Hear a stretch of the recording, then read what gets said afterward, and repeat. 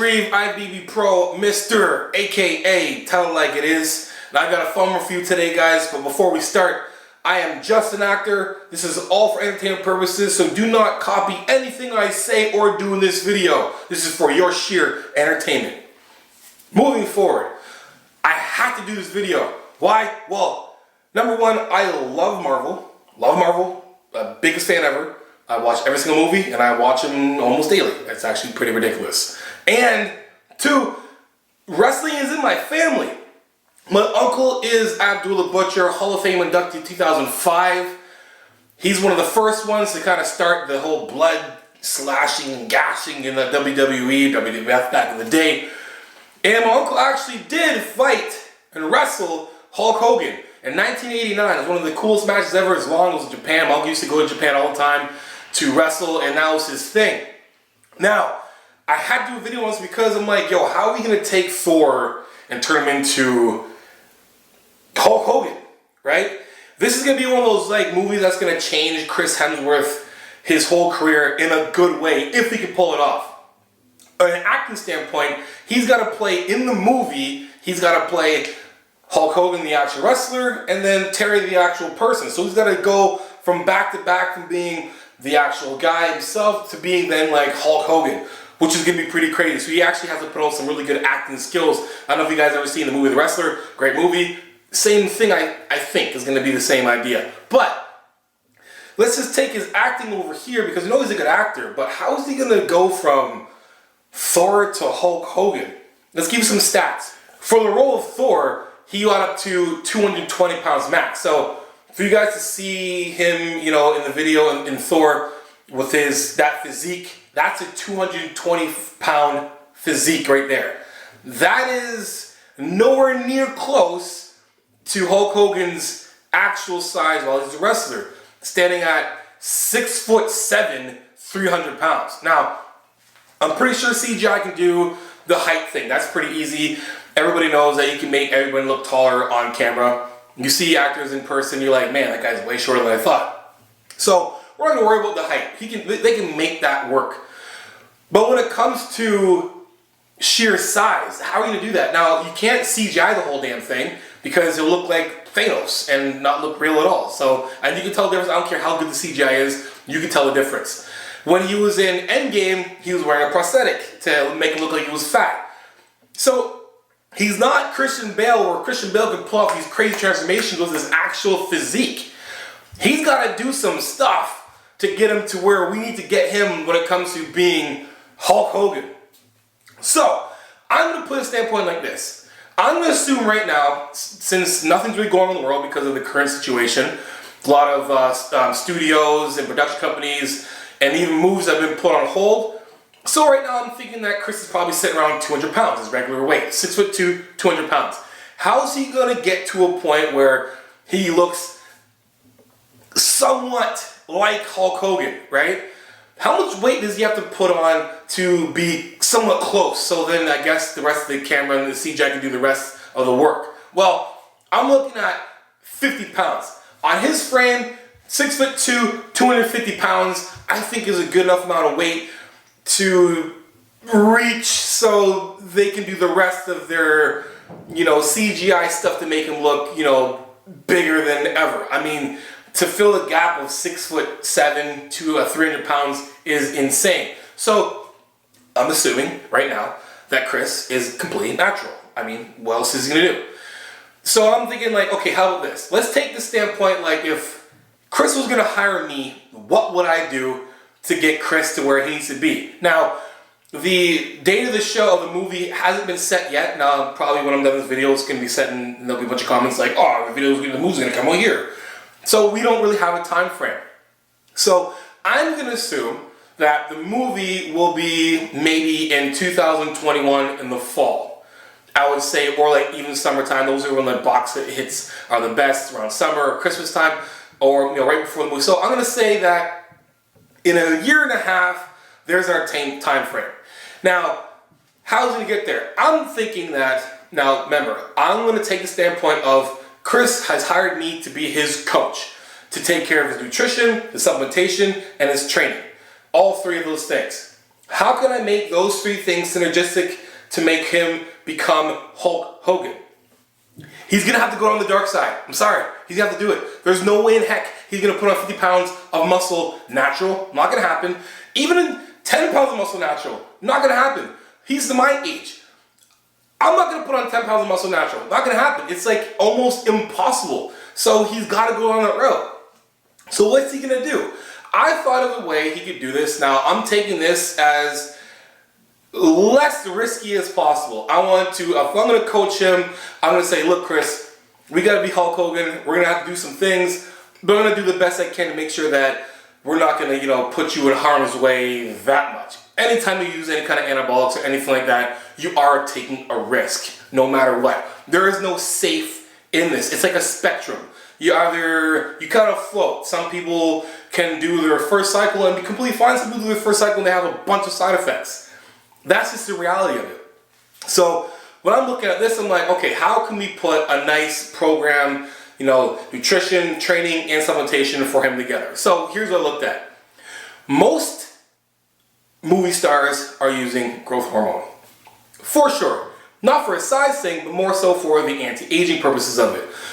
You look at Brad Pitt, look at Tom Cruise, look at these guys that look freaking young and good, and they're in their 50s. Like, they're in their 50s. Like, Tom Cruise and Brad Pitt are in their 50s. They look like they're in like their late 30s.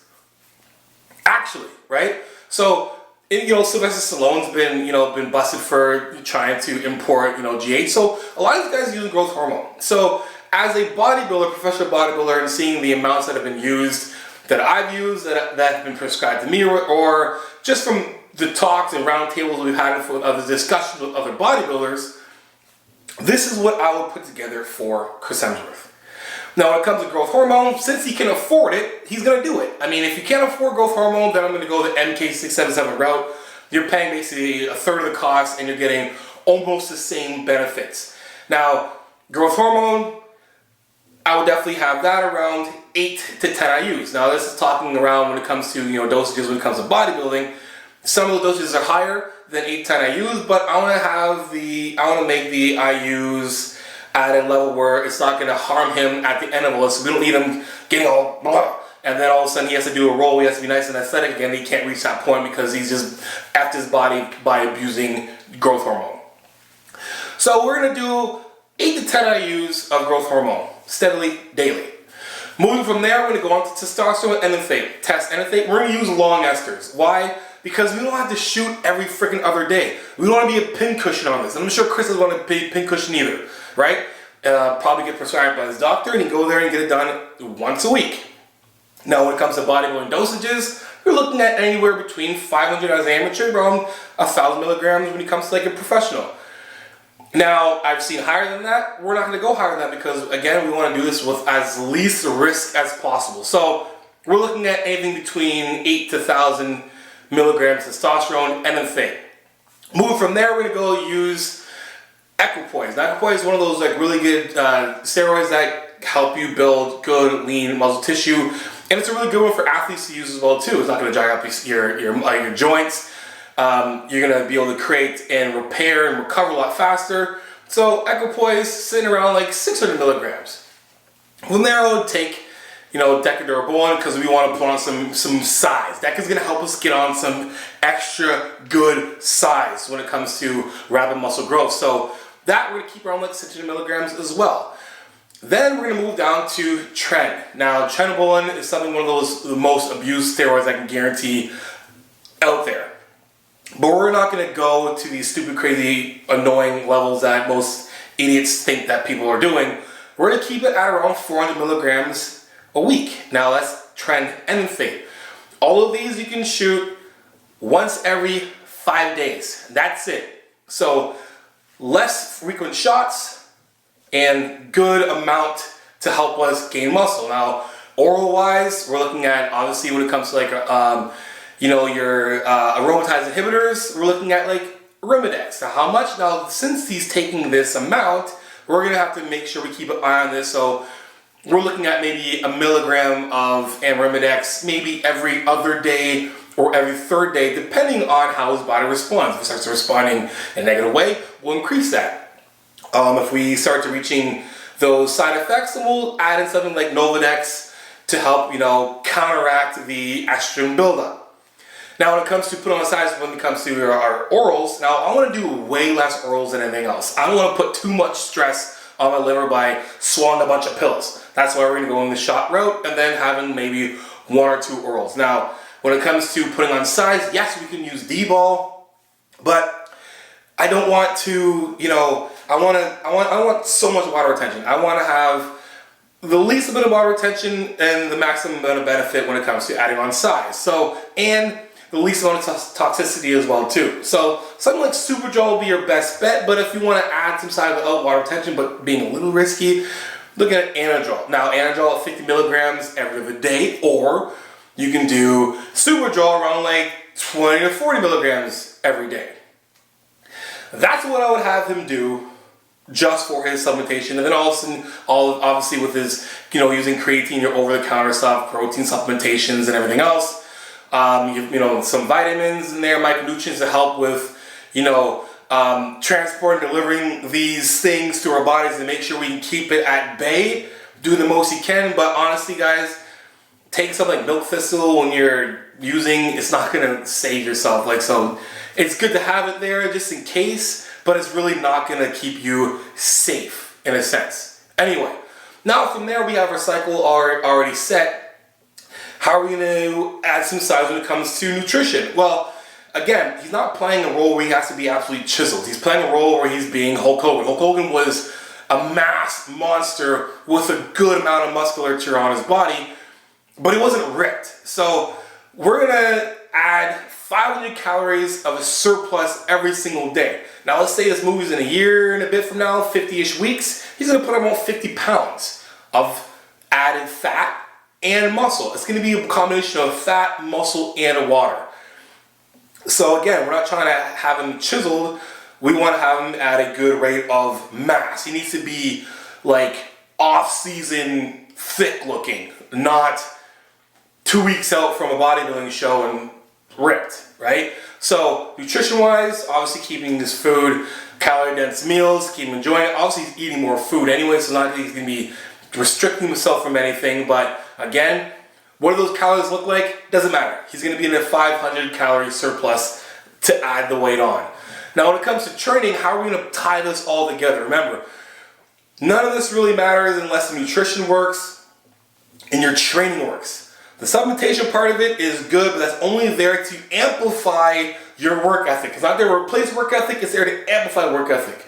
So our training has to revolve around being an athlete. You can't do your regular bodybuilding stuff because, again, he's got to move. He's portraying a wrestler, an athlete. Wrestlers are one of the, I would say, most well-rounded athletes on the planet. They're massive, they got great cardio, and they're athletic. You see them flipping back flips, front flips, big leg drops, everything else, and being able to take the abuse, right? Some of these guys are like ex-football players. So he has to be functional. So how is this training going to look? Well, that's the fun part. So his training, we're going to look at like 3 different kind of training blocks. His first block is going to be your basic hypertrophy, progressive overload, 8 to 12, 15 reps, keeping your negative at like a 3 to 4 second negative, pause at the bottom, and then like maybe a 1 second concentric. Putting yourself in the most amount of muscle hypertrophy or metabolic stress as possible. We want to just exhaust his muscle through training, proper training, and lifting. Again, you have a 500 calorie surplus in your body, so there's a lot of energy that's there. Plus you have supplementation that's there as well too to help push yourself in the gym and recover quicker. So that first little bit, we're going to put on some good visualized muscle. Now from there, we're sitting there for about 4 to 6 weeks. From there, we're going to go into like our, I would say, strength functional block. I would combine strength and explosiveness and speed with some plyometrics, keeping him functional. This is the part of the training that he's going to do a lot of functional moving, a lot of moving this way, wall balls, kettlebells, Olympic lifts like snatches, cleans, hang cleans, power cleans, Obviously deadlifts, powerlifting movements to keep him explosive. His rep range will be anything between 1 to 7 reps. Could be doing like, you know, max sets of like 1, 3 sets of 3, 5 sets of 7, 5x5s. Those kind of things to keep him very explosive, hitting that C and S so he can really get himself still athletic. We want to keep him athletic, keep him moving, keep him functional.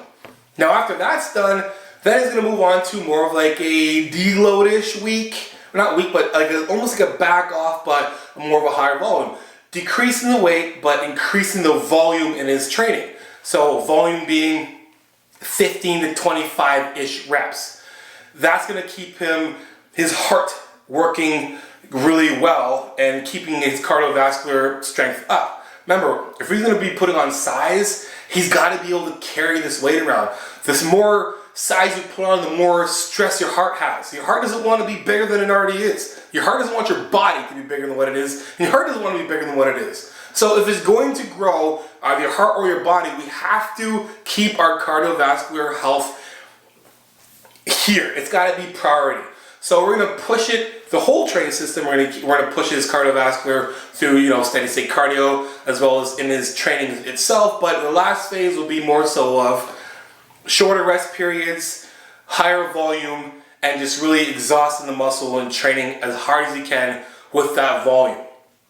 That's what I would do for him. Now again, he had enough time within a year and a half to be able to do his cycle, come off, recover, proper PCT, get his blood work done, and then go back and do it again while his training consistently goes through the cycle of going through your hypertrophy phase, your strength and plyometric phase, and then to your volume phase.